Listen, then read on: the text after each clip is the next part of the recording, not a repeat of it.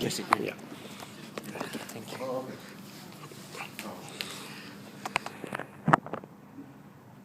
Hello. How are you? I'm 18 by also 19. Okay, next slide. In the very first line of metaphysics, Aristotle, the Greek philosopher, clearly asserts that all man, by nature, desires knowledge.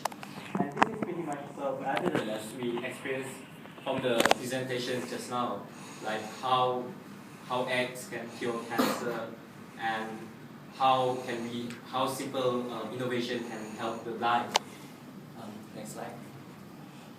And this is pretty much different from school, because in school, as most of us have experienced, is very boring. So since the world is changing very fast, there's an increasing consensus that education needs to be changed. And basically there are two reasons for that. Economics as in how do we prepare ourselves for jobs that don't exist yet, and culture as in maintaining our cultural identity. But the question is, are we heading to the right direction, and are we still doing the same thing? So let's look at the definition of education. As many of us are aware that the education system was conceived and constructed during the Industrial Revolution. And if you look at the online dictionary, the definition is the process of giving and receiving systematic instruction, whereby in class, it is centered on teachers broadcasting lectures, whereby they drill random information inside of our head, and it is focused on testing rather than learning. Whenever we try to learn something, we always ask ourselves, is this going to come up for exam or not? If it doesn't, then we wouldn't be interested. And there's also an assumption that science subjects are more important than arts, which leads to that students don't get to explore their full range of abilities and interests because their talent are not appreciated. Which is why education should give an equal weight to humanity, arts, science, and physical education. So if you look at the origin word of where the word of education came from, it actually came from the Latin word eduus, which means to draw forth from within. It is a process of inside out rather than outside in. And it is personal. Each one of us are unique. Each one of us have different capabilities, different talent, which is why we should embrace diversity rather than conformity. And I think education should make students become creative, curious, and lifelong learners. On top of that, we should acknowledge the fact that we learn best by bottom-up approach, by trial and error, by making mistakes, because intelligence is measured by top achievement, not by the number of failures you made. And finally, learning should be fun, as we experienced just now. Okay, in his best-selling book, The 7 Habits of Highly Effective People, Dr. Stephen Covey introduced the idea of the circle of influence, which is basically what you can do, and the circle of concern, which is basically what the things that you can't control, but within your something that concerns you. And the good news is that we can actually expand this circle by choice, by being proactive, by asking the right question.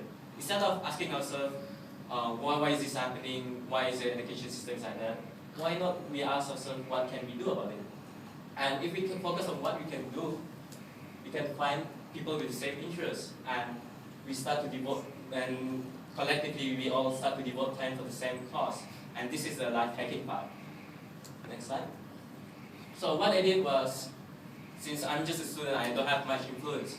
So what I did was, while I was doing a research on massive open online courses, I stumbled upon this idea of flipped learning, which is basically you shift video lectures out. You shift the lecture part in class out of the class as video lectures, and in class you focus more time on engagement. There's more human interaction. There's more real sort of learning, and the problem was that I can't do this presentation directly because I can't tell the teachers what to do, because I'm just a student. So I decided to make a presentation on Khan Academy instead, which is where people get the idea of flipped learning in the first place. Ever since then, people have been calling me Mr. Khan in school. And 3 days followed, the deputy principal emailed the teachers, and he was trying to convince, he was supporting his idea of flipped learning. He's trying to convince the teachers on the flipped learning, but unfortunately, many are not convinced with the idea. But still, we managed to get our physics class be flipped. And to push this further, I started a blog, and I wrote an open letter to teachers. And in order to convey this message, I started TED conversation, which is what can we do about our education. And I had dialogue with many different people from different backgrounds, and most of them are teachers. And they give me lots of articles, ebooks, and advice. But most importantly, they gave me encouragement. I managed to get in touch with some people with the same interest with the same concerns in education, like EduNation and Teach for Malaysia. However, I haven't gone to that part yet because I just finished my exam. And next slide. But basically, the message I'm trying to convey here is that whether you're a student, whether you are a teacher, or whether you are a parent yourself, you have the power to make decision. You have the decision to make the difference. You have the circle of influence, and it is up to you if you want to bring change. Education is everyone's business, so let's do something about it. Thank you.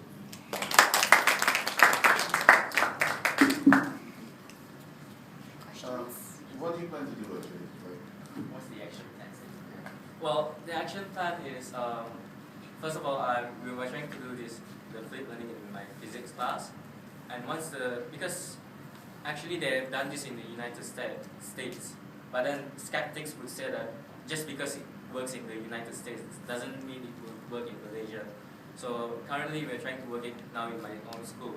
If it works, I'm planning to do it in charity by flipping the class in rural school, and because currently I happen to be in the Leo club, and I contacted one of the lion, and he told me that he had the same idea, but it was turned down 2 years ago because it was too crazy. But if we can make this happen, it will be interesting. What was the status of your discussion with TFL? Sorry, it is closed. So what did they say? Well, basically, most of the teachers, they complain about policies imposed by the psychologists on the ways of teaching. Basically, what I've learned most from the conversation was that schools need more autonomy and teachers need more autonomy in class. And I think we should emulate the Finland's education system, whereby they give a broad guideline. Yeah, you're right. And the schools, so that the schools have their own autonomy, they have autonomy over how they want to operate it, and teachers have their own autonomy of how they want to operate the class, because they are the ones who know best what's best for the students. So you're trying these methodologies via clubs, so to say, via your society. Are you trying these methods via the society? Well, I'm planning to, but for now I'm just trying it in my physics class. And hopefully we can get the desired outcome by end of this year. Do you have any videos that you're doing maybe? Well, since I'm in a private school, and right now we are reaching the end of the term, so we haven't fully implemented the flipped learning yet, and we're going to start the new term in August or once the desired outcome is reached, I'm going to make a video on it, and I'll do an assembly presentation, and hopefully I can spread it through my blog. Okay, I've got a question. First thing, I hope you can send the video to the Education Minister, who is our Deputy Prime Minister. Second thing is that what do you think this will be accepted by the Education Ministry? If it works, they will accept it. If the desired outcome is reached, they will accept it. Do you think they understand this concept? Well, there's always someone from inside the education needs the. Do you have a matrix of Sorry? evaluation? No. Have you thought about it? No.